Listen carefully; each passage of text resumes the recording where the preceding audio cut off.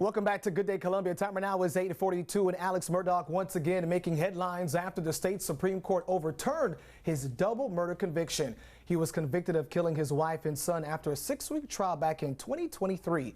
The 57-year-old was given 2 consecutive life sentences without the possibility of parole. However, on Wednesday, South Carolina Supreme Court justices citing, quote, egregious and unprecedented jury interference by Clerk of the Court Becky Hill, which is their major reason to overturn this conviction.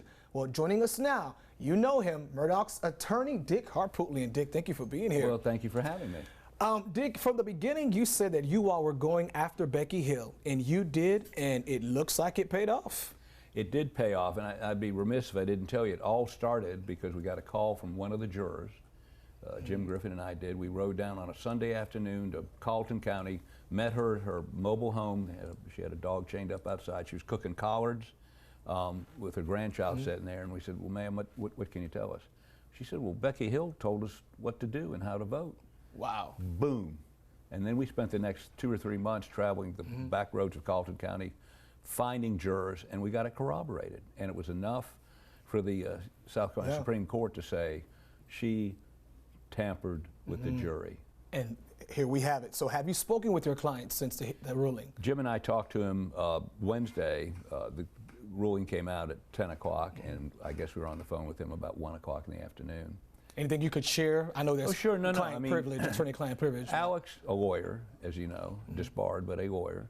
And throughout this entire process, his position's been, they're never going to give me any relief in the state. I'll have to go to federal court. And so, and he was right. Judge Toll turned him down.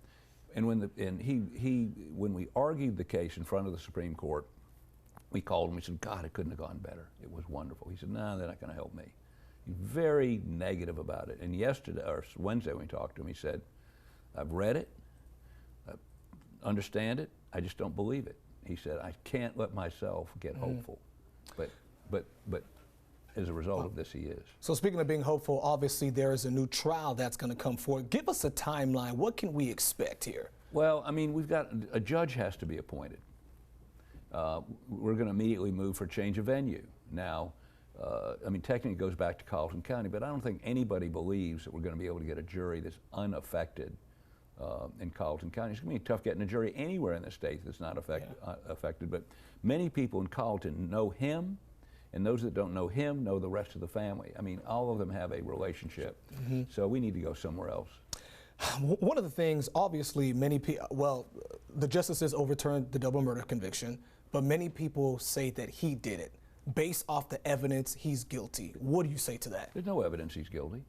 I mean, other than him lying about being down at the dog pens, according to the state, at the time of the murders, the coroner that showed up that night determined time of death by putting his hand on the forehead of the 2 victims and then estimating. No forensic, no thermometer, no forensic testing whatsoever. They say because Becky and Paul's cell phones were not used after a certain time, that was evidence of the killing. Well, what they didn't, we talked about it, but the jury apparently didn't consider it, is that's many instances a cell phone dead zone. They won't work down there. Okay. So, you know, if you reject their guesstimate of when they died, none of it works for them. So, Dick, if not your client, who would have killed Maggie and Paul? Since the trial, we've gotten calls from people that give us reason to believe that we have a chance, I'm not going to tell you how much of a chance, to, once we receive the legal authority to issue subpoenas and act with legal authority, and that a judge has to be appointed, and we have to get an order signed and all that, we believe we can start piecing together a theory about who did it. So, Dick, there's been, since the ruling, double jeopardy has been thrown around. Could this be a double jeopardy case? There's an argument, and of course we're vetting that right now until a judge is appointed. I mean, I get back to this, you know, the Attorney General is bloviating about a trial this year. He knows that's not going to happen. Of course, I will say this, Alan Wilson's tried 1 case as Attorney General in 20 years. He did 1 witness in this case, and now all of a sudden he's a legal expert murder cases. Speaking of witnesses, Blanca Simpson, she testified during the trial. Right. After the trial, she has since released a book and talked about the red flags that she saw. Could this, could her testimony and her book and what she said, could this affect the new trial? No. But if she does testify again, she said some things in her book that are inconsistent with her testimony. I look forward to cross-examining her. So now we just wait. We wait for a judge, we wait for a date. Are we looking at this year or next year? What do you think? It's got to be next year. There's no way that we can get just the ability to do the investigation. Let me give you one example. Yeah. The thing went 6 weeks. Dozens of witnesses testified for the state. There's a transcript now.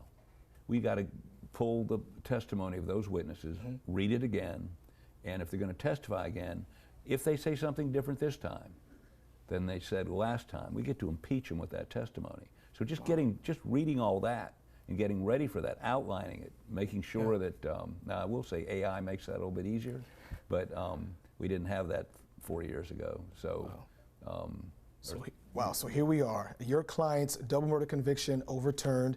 Dick Harpootlian, thank you so much for being here this morning. Thank you for having me. Absolutely. Stay with us. There's more Good Day Columbia coming up after the break.